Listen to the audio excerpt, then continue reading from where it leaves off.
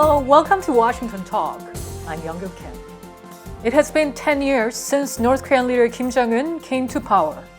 During those 10 years, North Korea has never stopped advancing its nuclear and missile programs. With Pyongyang not responding to the call to resume talks with Washington, the Biden administration has announced its first sanctions designations on North Korea. Today we'll discuss these and more.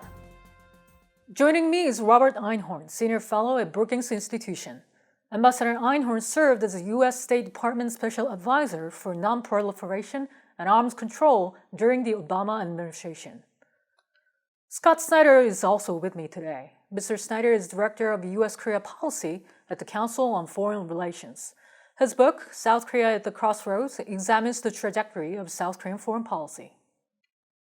Welcome to the program. Really good to have you both today. Thank you. It's been 10 years since North Korean leader Kim Jong-un assumed control of North Korea following his father's death. Ambassador, what was most distinctive about his 10-year leadership? I think a very important and distinctive feature has been Kim Jong-un as a highly visible public figure. His father, Kim Jong-il, wasn't such a public figure. You rarely saw him. It's interesting how many times we've seen the son. Often, every once in a while, he disappears for a few weeks, and that's a big mystery, and people speculate. But in general, he's been the public face of this regime. Everyone knows what Kim Jong-un looks like.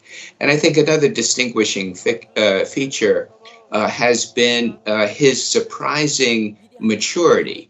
People didn't know what to expect when this young man assumed the reins of power.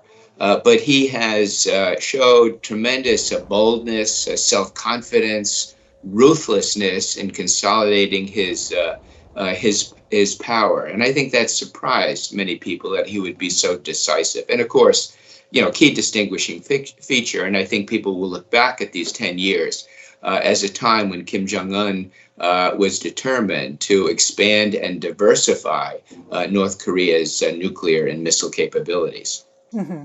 Ambassador just mentioned the Kim Jong-un's distinctive feature was visibility and maturity. Mr. Snyder, how would you describe Kim Jong-un's leadership during the past 10 years?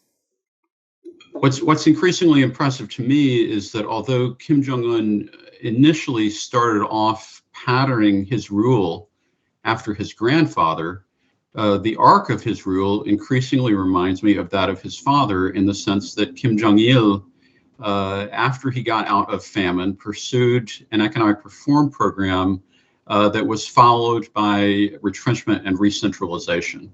And I think that we see the same thing under Kim Jong-un, with the difference that following an effort to reform, under Kim Jong-un, we see retrenchment that seems like it might actually bring the country back into famine.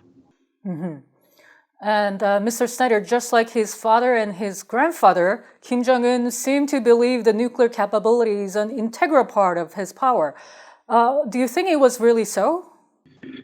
I think that the nuclear program became an instrument for legitimation under Kim Jong-un that highlights the legacy of his grandfather and his father. And it forestalls the risk. He may perceive it as forestalling the risk of destabilization, but it's also come at a cost because it's that very program that I think has prevented him from being able to achieve his economic objectives. Mm-hmm.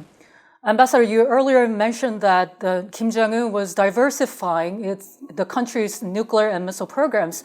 Do you think this kind of a pursuit of the weapons, do you think that this make his power more solid?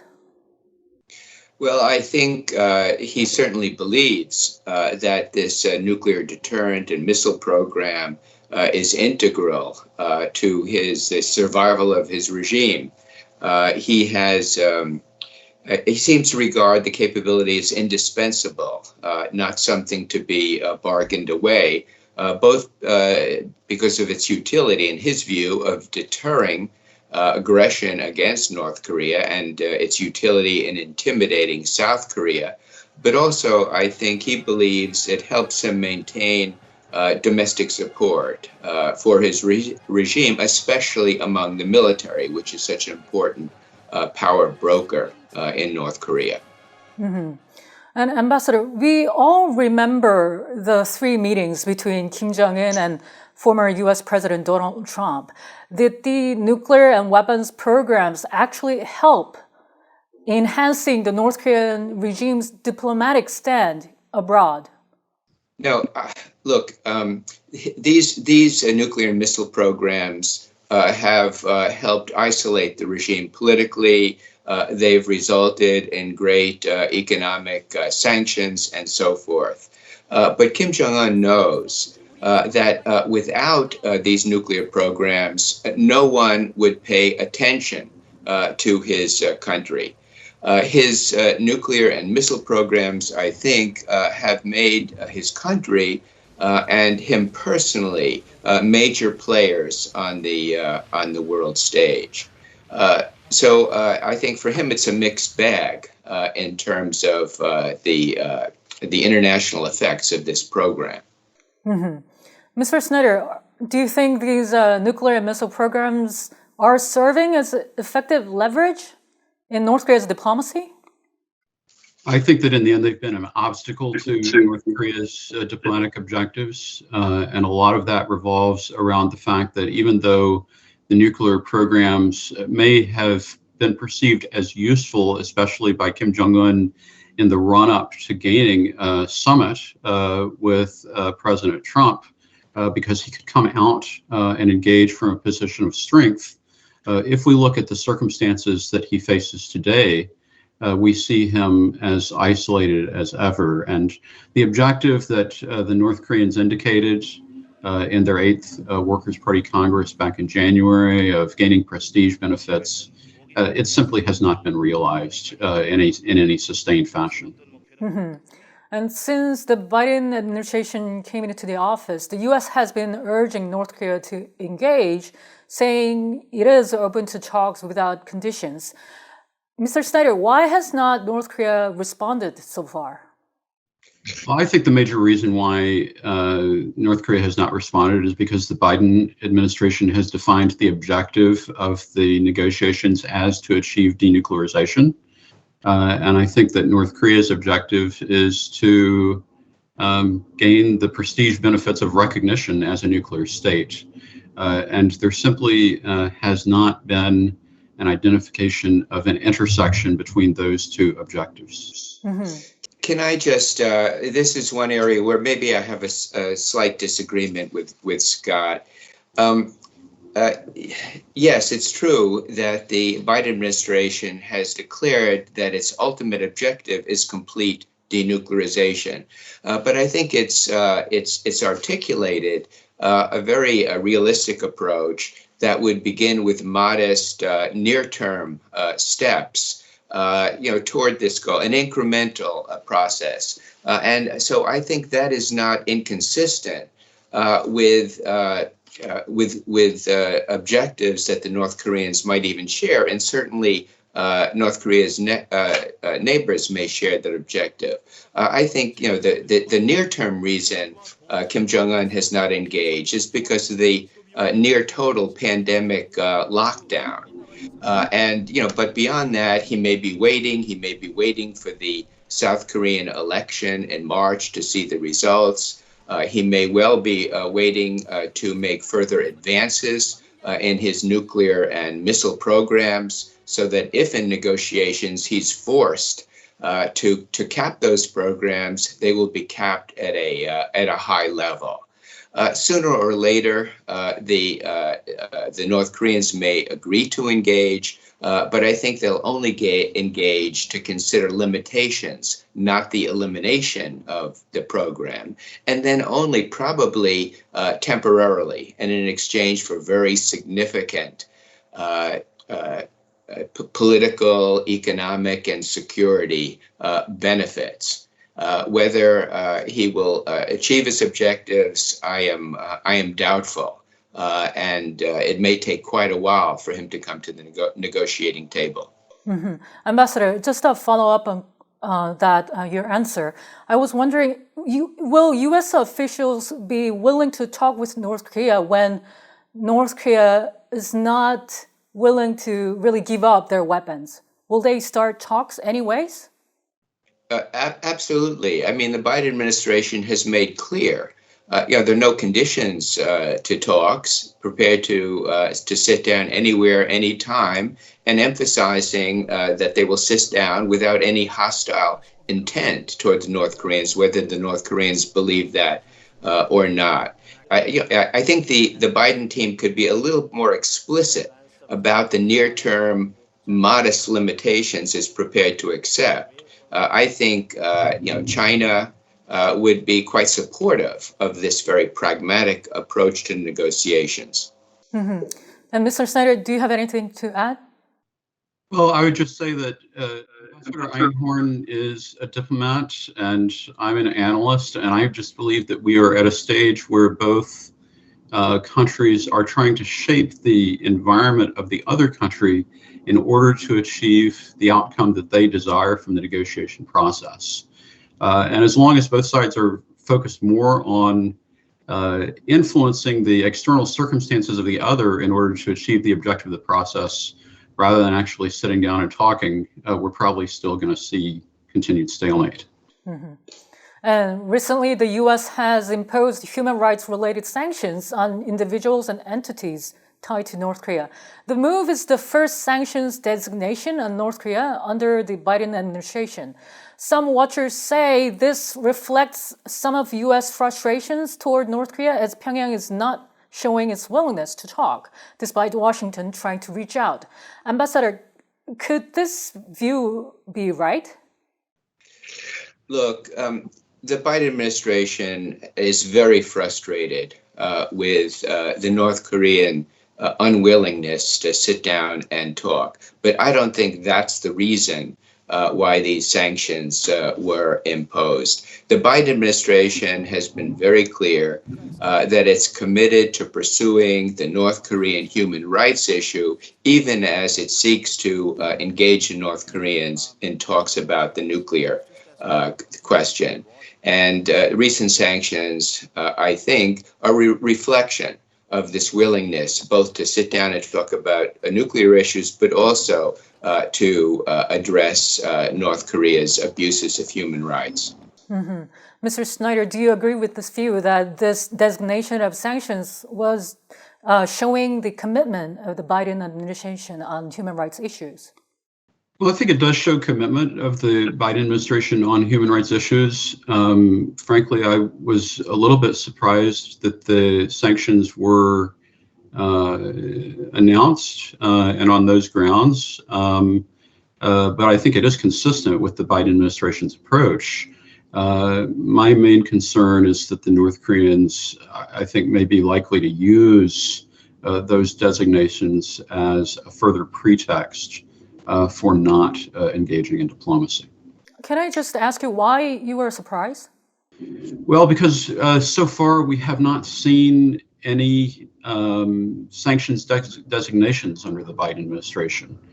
This is really the first one. So my impression was that the sanctions focus actually had to some degree been lost in the set of other priorities that the Biden administration has had to deal with. Mm-hmm. Ambassador, will this latest move make North Korea more withdrawn? Well, it's hard to imagine the North Koreans being more withdrawn than they currently are, with their pandemic lockdown and their refusal to sit down and talk. No, I don't think it will have much effect on that. Right. Mr. Snyder, do you agree with that view? Absolutely. The North Koreans have done more to isolate themselves than any externally imposed sanctions could do. And what's really interesting to me on this point is that I think increasingly that Kim Jong-un may have used his COVID response in order to recover some of the losses that he faced after Hanoi. And so what's interesting to me is the pandemic response really as an instrument for consolidating power and control in North Korea through the imposition of this quarantine and through re-centralization of power in North Korea. Right. And meanwhile, South Korean President Moon Jae-in said at a press conference in Australia that the US, South and North Korea, and China have agreed in principle to declare a formal end to the Korean War. Ambassador, does this mean we're closer to officially ending the Korean War? I don't think so. I think there may be less here than meets the eye. Sure, President Moon is strongly committed to this end of war declaration. He believes that it would facilitate engagement and lead to progress on the nuclear issue. But the Biden administration is skeptical. I think the Biden team would be prepared to accept an end of war declaration, but as part of a package that also advances the nuclear issue. I think the Biden team strongly doubts that a standalone declaration would have a positive effect and would bring North Korea to the table. Mr. Snyder, what's your take on what Moon Jae-in is trying to achieve? Well, I agree with Ambassador Einhorn. I think that this is a case where the headline wasn't really supported by the facts of the article. And if you really look at what President Moon said, he basically stated the facts, but I think the headline conveyed maybe the atmosphere surrounding President Moon's hopes. Rather than the actual reality of the circumstances around the end of war declaration. And then there was a news report coming out of South Korea.